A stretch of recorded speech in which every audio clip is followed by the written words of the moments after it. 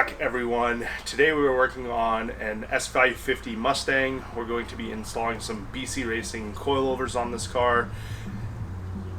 Pretty straightforward on these. The nice part about this install is you don't have to take any interior parts apart to get these coilovers installed. There are some heavier mechanical things you have to do, and we'll cover that with you.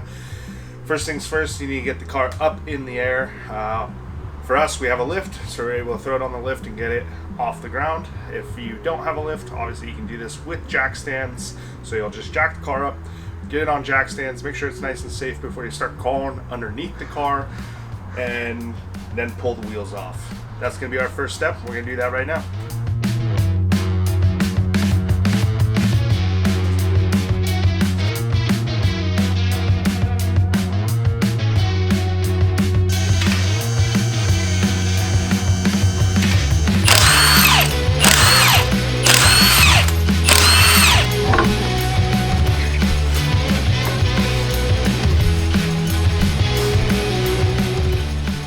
Alright, now we have the wheels off this car. We're going to start with the rear of this car. The nice part, like I said, you don't have to tear apart like the trunk and stuff because the shocks actually are on the outside here. So you have this top mount.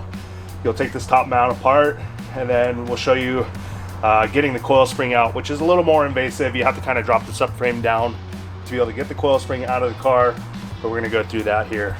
I'm going to get our tools together and we'll go through pulling the rear shock off.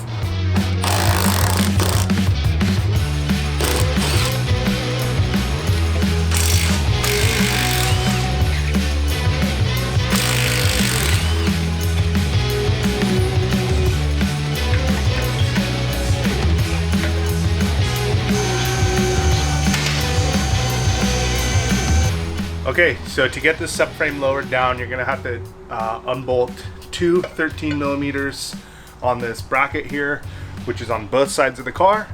And then you have 21 millimeter bolts that will lower the subframe itself.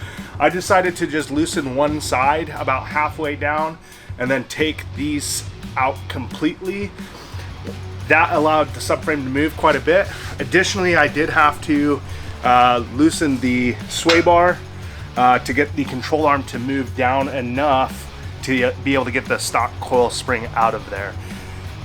It's definitely doable that way, or you can just drop the whole subframe down off the car and do it that way. Whichever way works easiest for you. Being that I just had one pull jack and I'm on a lift, it definitely worked easier for me doing it that way. If you're on the ground with a jack, you can definitely just have the jack on the diff center of the subframe and just drop the whole unit down enough to get the springs out of the car.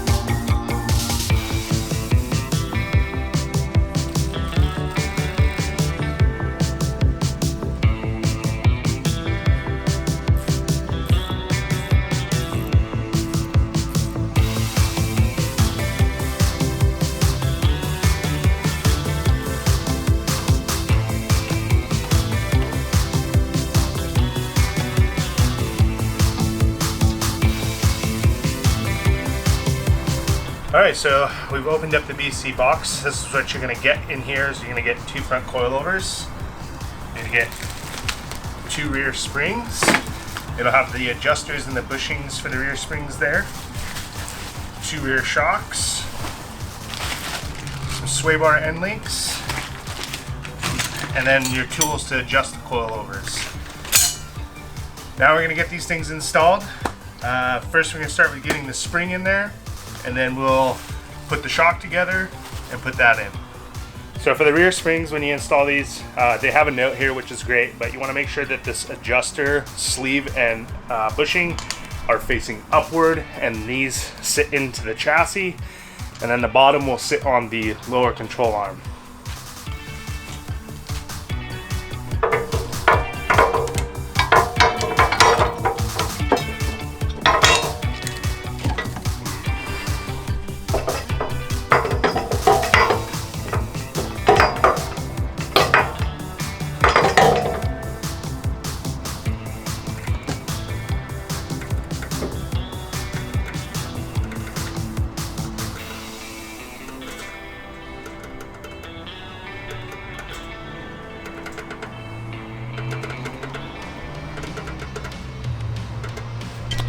now you have your subframe kind of pushed back up. You're gonna reinstall the bolts that lowered the subframe.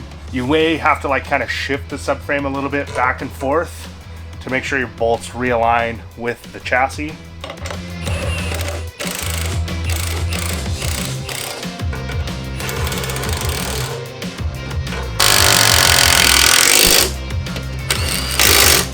All right, and that's the rear spring installed. Next, we're gonna work on the shock.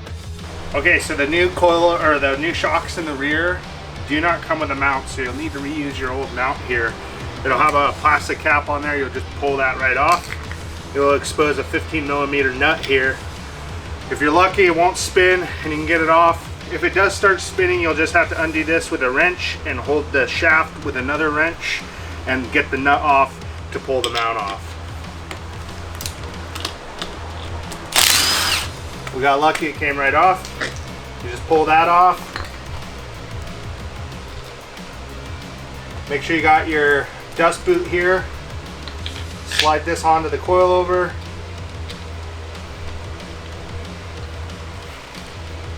And then use the nut that came with the BC shock and tighten that down. If this starts spinning, the BC shock has an Allen head in here. You'll just put an Allen in here and then put a wrench on the nut and then tighten it down. Get that fairly tight, and then you'll put a zip tie on the dust boot here. All right, just like that. And then once this is tightened down, it's ready to go back in the car. All right, so in our case, the shaft started spinning when we went to go tighten this down. You're gonna need a 14mm for the nut and then a 5mm hex head for the shaft if you need to hold that down. Just get that nice and tight. It is a nylock, so you don't have to use any light Loctite or anything like that. There'll be two 17mm nuts zip tied to the shock. That will go up top, and then your stock bolts will come in from the bottom of the control arm and thread into those.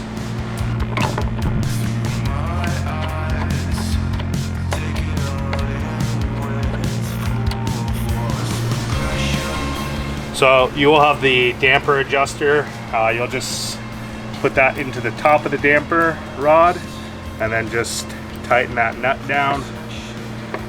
And that's it, your damper is adjusted. I like to run them all the way one way and then tighten or move 15 clicks. That's gonna put you about halfway or so on the damper. And then you can adjust from there later on.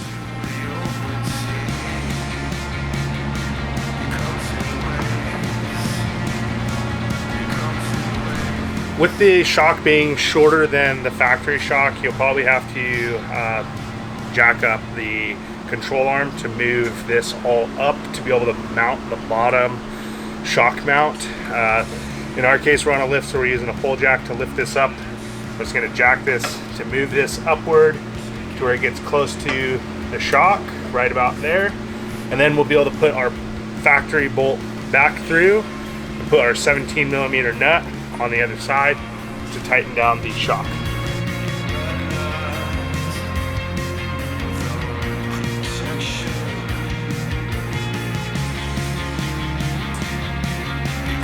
Moving on to the front here, we're going to replace the front strut with the new coilovers. A few things you're going to need to unbolt here. You're going to need to take out the sway bar end link, which is what we're going to do first. You'll need an 8mm wrench and an 18mm wrench to get that off. Undo it from both sides because you will be installing the new sway bar end links up here. You'll disconnect this wire here. Just use some channel locks or pliers to pull these out. And then we'll reattach those to the coilover. You'll have a 21mm bolt on the knuckle side of things, and then the other side is a 24mm nut. Once you undo all of those items, you'll be able to pull. We'll move to the top and I'll show you taking off the nuts for the strut mount itself.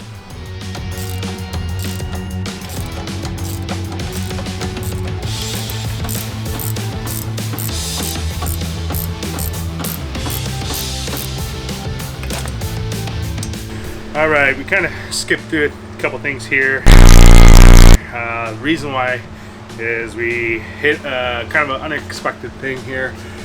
No one really talks about this. They just kind of tell you to hammer these things, but these are the bolts that hold the strut into the knuckle, they are splined on the bolt side, so you have to hammer them out. You need to loosen the nut off this side and then flip it over like so, and then hammer against this to get the bolt to go out the other side.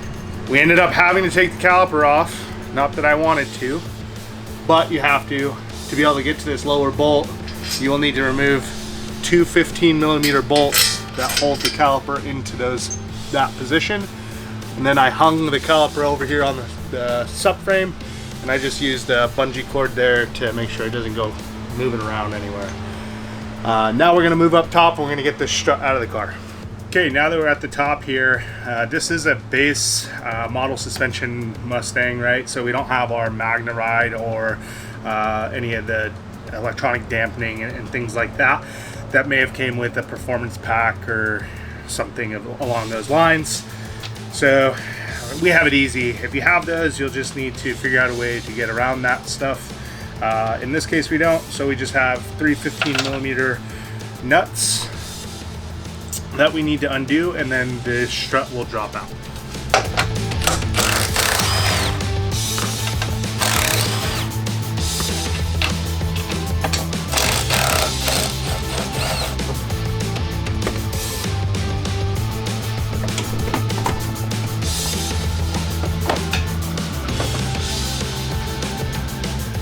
And yeah, there's your strut.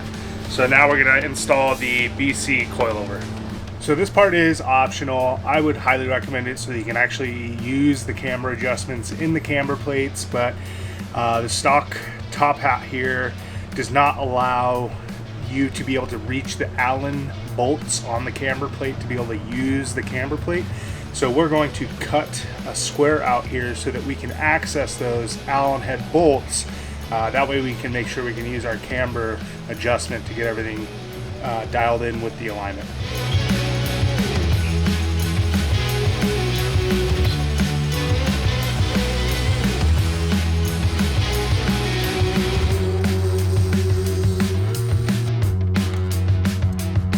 Now you can access the adjustability.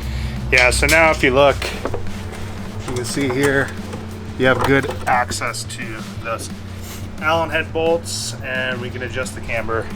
We'll use a little bit of plastic. We'll tape this area off and we'll paint that so no rust comes after that. So just make sure you take care of any bare metal with some sort of paint. You can even use like paint marker to cover that up so it doesn't rust later on.